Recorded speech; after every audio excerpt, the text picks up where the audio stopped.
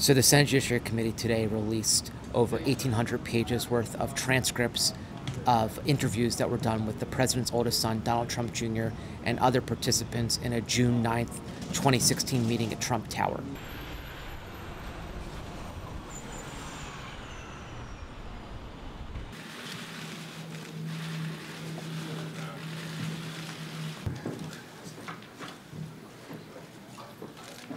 The meeting is really significant because it was sort of the first known encounter during the course of the campaign involving members of the president's inner circle, in this case, his son, his son-in-law, and his campaign chairman, and Russians. And this particular meeting, in advance of it, Donald Trump Jr. was told that he was going to be receiving dirt during the course of this meeting, and that the information he was going to receive about Hillary Clinton was part of the Russian government's ongoing effort to aid his father in the presidential campaign. We knew about the fraud, we knew about the corruption, we knew about the waste, the abuse. But you know what's more upsetting to me? Now that we're actually seeing it in writing, whether it be WikiLeaks, whether it be the O'Keefe tapes, whether it be all these things,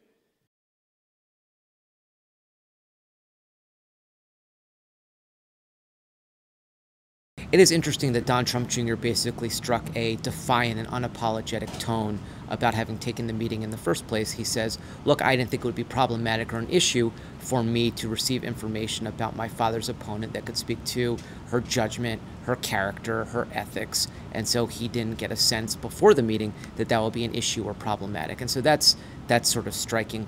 Another thing that we learned from the transcript is sort of how bad or disappointing the meeting was for the people who were involved. So the Americans who were there, including Don Jr., Paul Manafort, and Jared Kushner, were sort of disgruntled during the course of the meeting about the information not being what they thought it was going to be. They came in expecting dirt, and apparently during the course of the meeting it was mostly about adoptions, and not about what they thought it was going to be, not about Hillary Clinton herself. So they were frustrated by that. I want to be president for everyone because we all have a role to play in building that better future for our country and for each of you. It is true that Donald Trump Jr.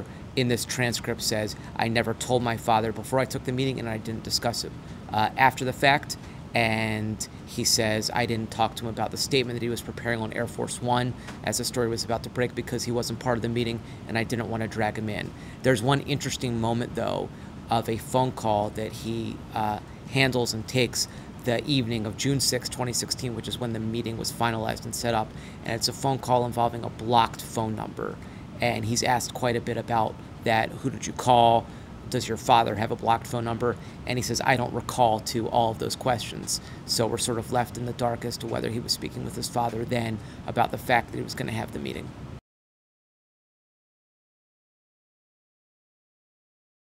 Shall help you God. Let the record reflect that Director Mueller responded in the affirmative. Special Counsel Robert Mueller is definitely investigating the meeting. He's taking grand jury testimony from at least one of the participants, and it's important for multiple reasons. One is, what is this dirt that Donald Trump Jr. thought he was going to be receiving? Coming from someone that has some experience with generational family businesses, I know how it's not always so easy. I think one of the real questions is, why did Don Jr., instead of saying, what Russian government effort to help my father, I don't know what you're talking about, seem to be sort of already aware that there was something underway, some sort of effort that pre-existed and predated the meeting to help his dad. That's interesting. That, you would think that he might say, I really have no idea what you're talking about, but he didn't say that in the email. So if you're Mueller, you sort of want to understand, what is it that Don Jr. had in his mind?